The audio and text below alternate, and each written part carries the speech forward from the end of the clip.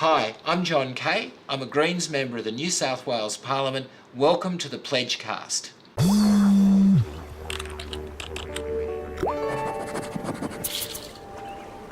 John Kaye, you are warmly welcome to Pledge ASAP. Thank you so much. How has your pledge been going? Well, What was it? Our pledge from last year was to not have any plastic cutlery in our office. We saw it as a huge influx of non-recyclable materials that were just going straight into landfill, and we've succeeded. 12 months down, I can't remember the last time plastic cutlery came into our office. If somebody buys a meal downstairs in the canteen, they actually now know not to give us plastic cutlery. When they go out to a shop across the road, if they're offered, we all reject. And it really works. We've got stainless steel knives and forks in the office. It's a very easy thing to do. Too easy, in fact. Congratulations. Thank you. So you're going to take another pledge, but before you do that, can I just ask you how many people does that affect? Your office? Across a week, there are about 6 people who go through my office. There are 4 of us who are full-time and about 2 other volunteers who come in. And I think each of us has taken away a very strong message from this in our own lives. I now know when I go out to dinner, if they give me disposable chopsticks, I always say, no, I really want something that's not disposable. We just don't need to waste this amount of material. Now, plastic comes from petroleum. It's high greenhouse content. It goes into landfill. It poisons the landfill. We don't need to do this stuff. We can actually live without these disposable items. I want to ask you if you know any politicians, because I did this in Northern Ireland and it was a cross-party thing. Everybody was from different parties who did it. And so far we've actually, to be honest, only got Greens, and the Greens pledges are really good.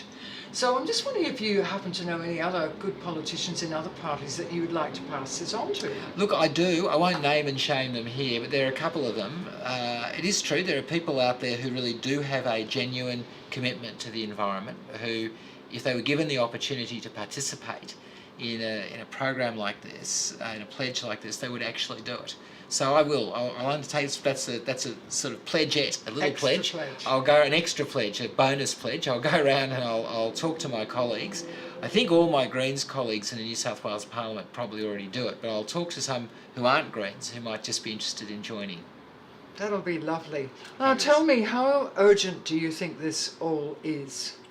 We're living in an age of a terrible ecological crisis, both in terms of our depletion of natural resources and in terms of our impact on biodiversity and ecosystems. And sitting over the whole lot of it is the threat of climate change, and the reality of climate change.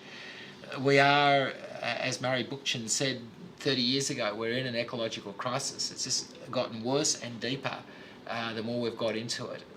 Getting people to change their own personal lives is important, but also getting the message out to everybody that we can't continue to treat our atmosphere, our oceans, our planet as a garbage bin, which is going to give us inexhaustible supplies of fossil fuels, inexhaustible supplies of space to dump our carbon dioxide and other greenhouse gases. We can't treat our forests as if they're infinite. We certainly can't treat our ecosystems as if they're infinitely robust. We are hitting the limits, the constraints of what humans can do, and we have to back off. That means changes in our own lives and changes collectively across the entire planet. So what about in your own life? How do you think we're doing? You know, the You mean people how am I around you? doing? No, I mean, how do you think we're doing collectively? Oh, look, it's Are we hard even to... faintly on track yet? Yeah, I spend some time with school kids, and I think there's a lot of optimism we should derive from the consciousness that the younger generation has. There's some really excellent activism, some really strong personal change that's going on. Young people are very aware of plastic bags, they're very aware of drink bottles, they're very aware of using fossil fuels. There's a growing awareness, and there ought to be, because it's their generation that are caught the absolute worst of this if we don't make a change. Yeah, and schools are doing a lot of work with you.